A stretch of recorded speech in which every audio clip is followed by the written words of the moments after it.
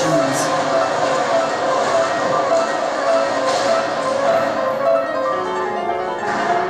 Desert sands where only gorse can grow.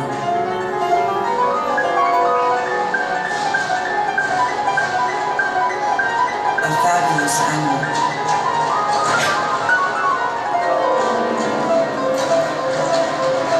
A region of arid desert.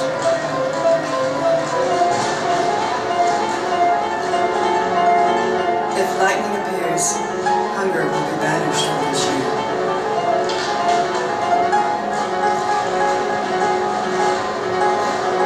Snake. Lightning. No beginning and no end. Animal father.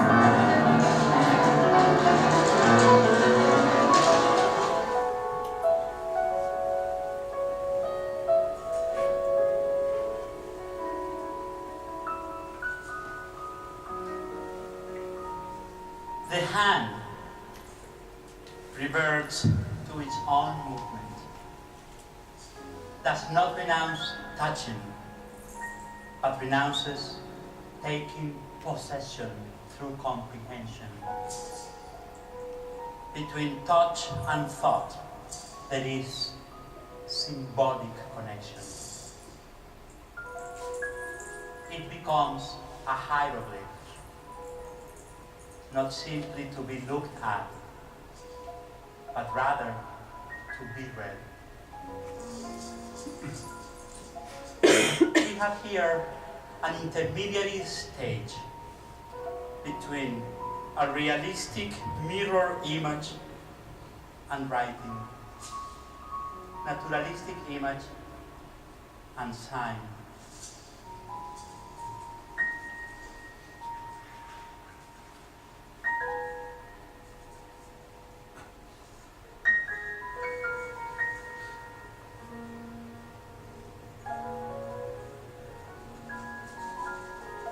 So my dog is there, and she was a natural performer, this dog. I wish I could get her.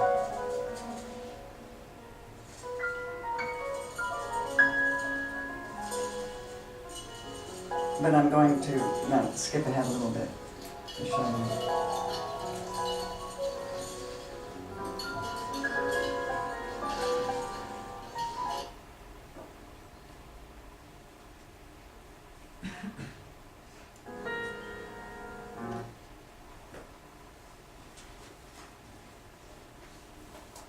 So I'll just show you some other.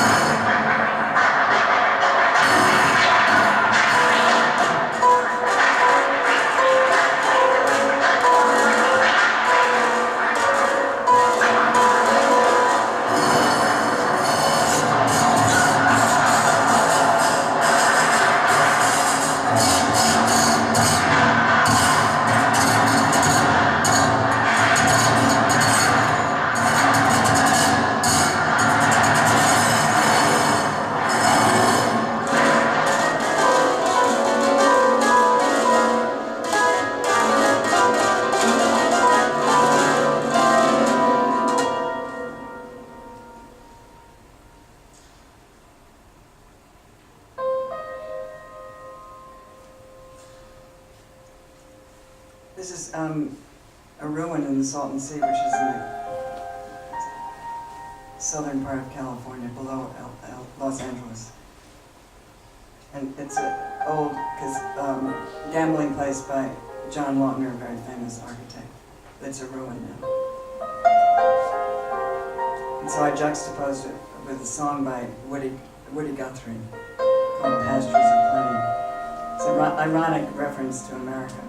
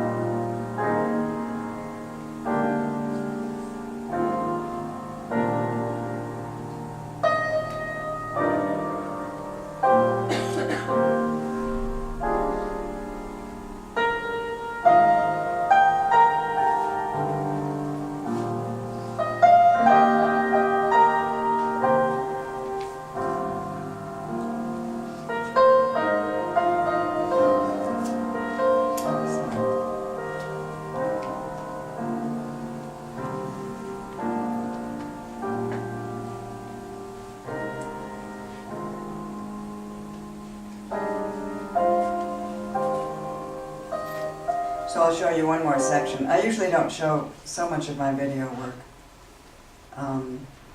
but I think it's important to see large chunks of the work instead of just hearing me talk about it. Wait a minute. Reconciliation.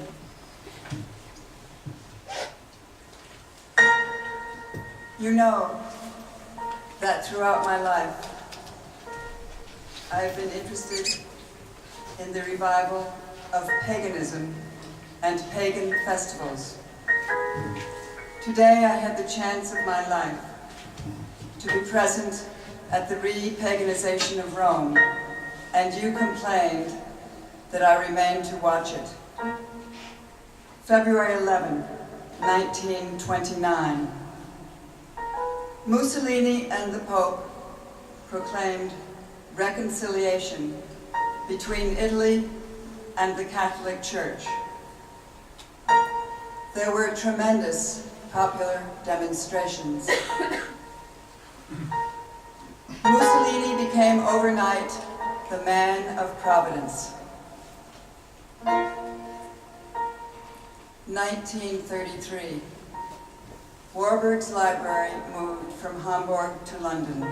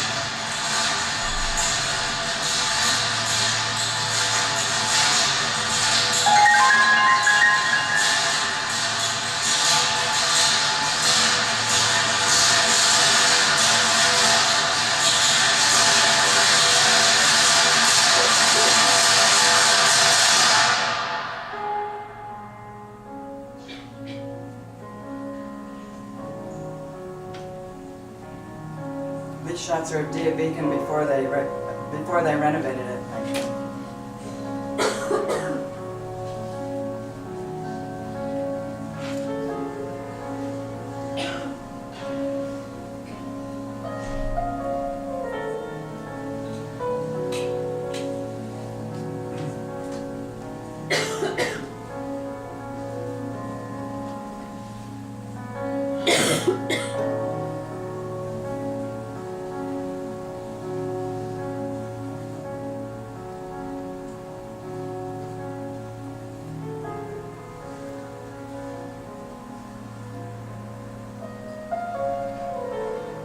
The conqueror of the serpent cult and of the fear of lightning,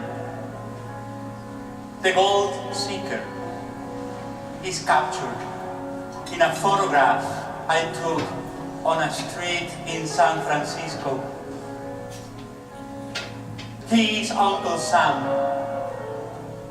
in a stovepipe hat, strolling in his pride past a neoclassical rotunda. Above his top hat runs an electric wire. In this copper serpent of Edison, he has wrested lightning from nature.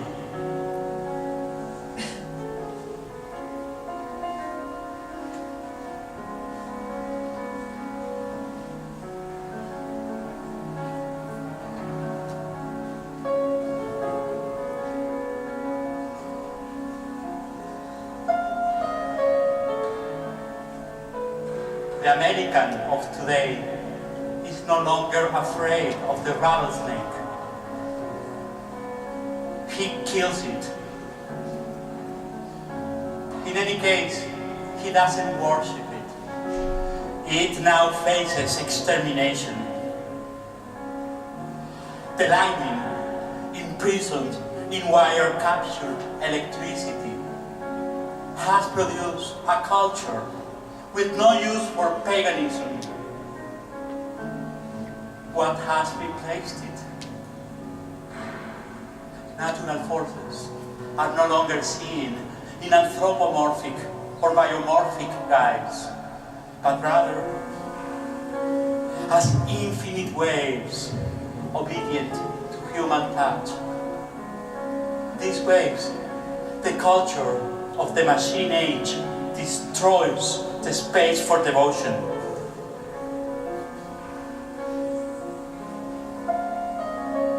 Telegram and telephone destroy the cosmos. Mythical and symbolic thinking strive to form spiritual bonds between humanity and the surrounding world, shaping distance into the space required for devotion and reflection. The distance undone by the instantaneous electric connection.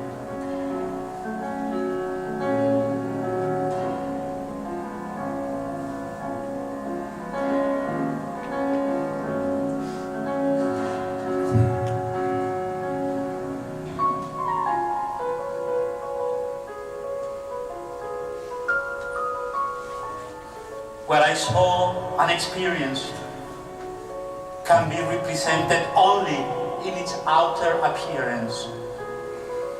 And I have the right to speak about it only if I say first that it's insoluble problematic has been suppressing a burden on my soul that in my healthy time I never would have dared to say something scholarly about it.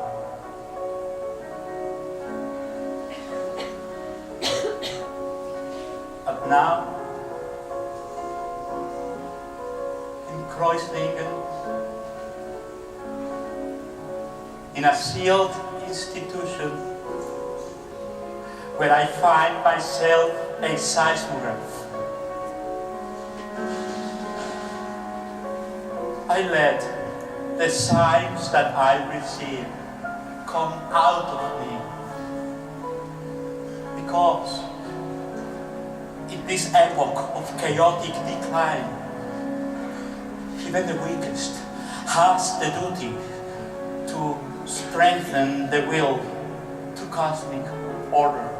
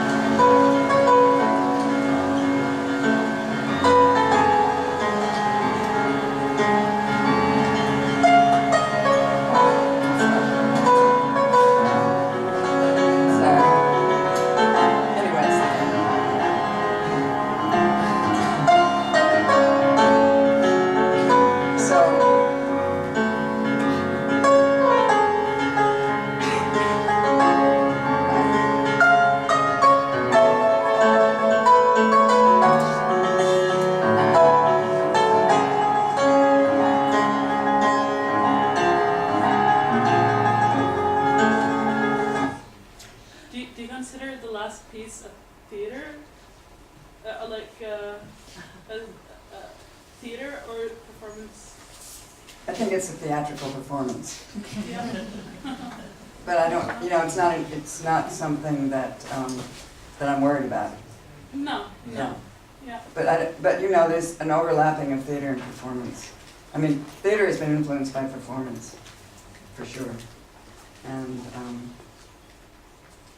because it could have been showed in a theater without anyone doubting it. maybe. Well, I have shown it in theaters, actually. This is the one performance that, since I did it, has been redone it was in Stuttgart in a big opera theater, and I didn't think I could do it, actually, and because it was really good in the space, it worked in that space. None of us are professional actors, so it's a little different from theater in that sense. But anyway, I'm doing it again in the theater in Texas in May. And is there a special reason why you chose to use both narratives and music? Because it could have been a kind of clean and showing. Well, it could have been more emphasized about the architecture of the room, and especially the way you kind of can move the room with the scenery, with the video, and also the movements in the room, as maybe some of the earlier works that I've seen, where it's since it's so clean, you emphasize that interest in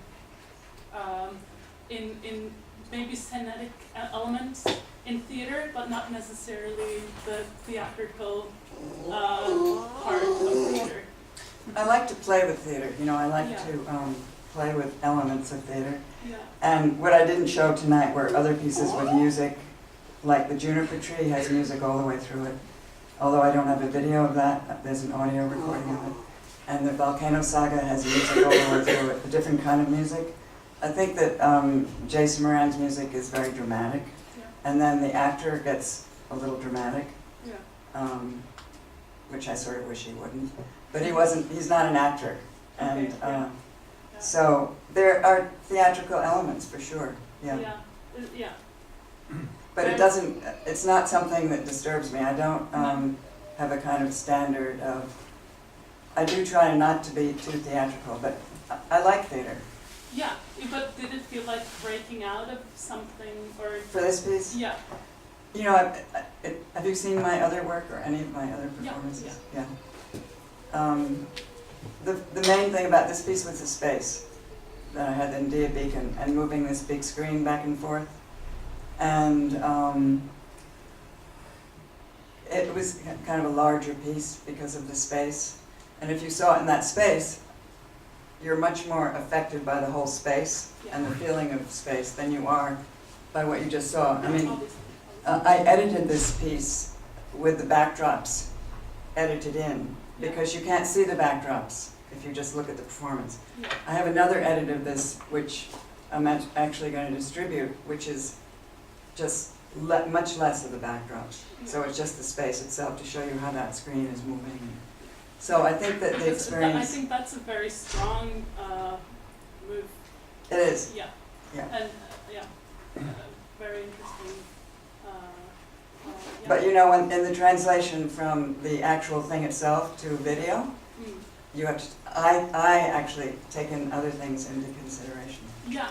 Yeah. It's very understandable. So it can never, again, it can never be the same. Yeah, so it becomes all these different... Yes. Yeah.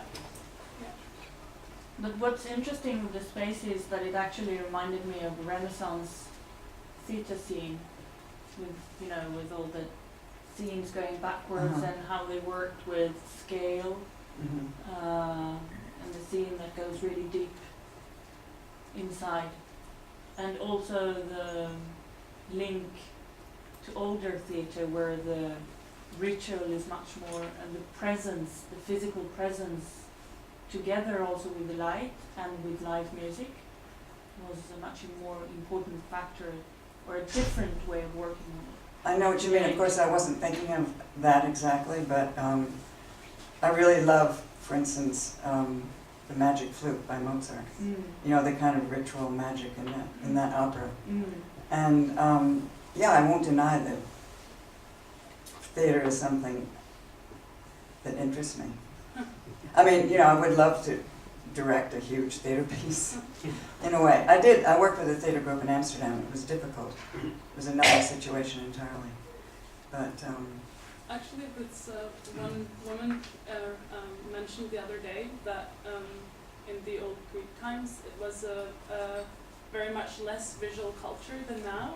So seeing theater must have been this really strong, must have felt really strong, and people were eating there and could sit there for hours and having spontaneous abortions even because it was could have this strong impact. And but these using choirs and dancing and masks and all kinds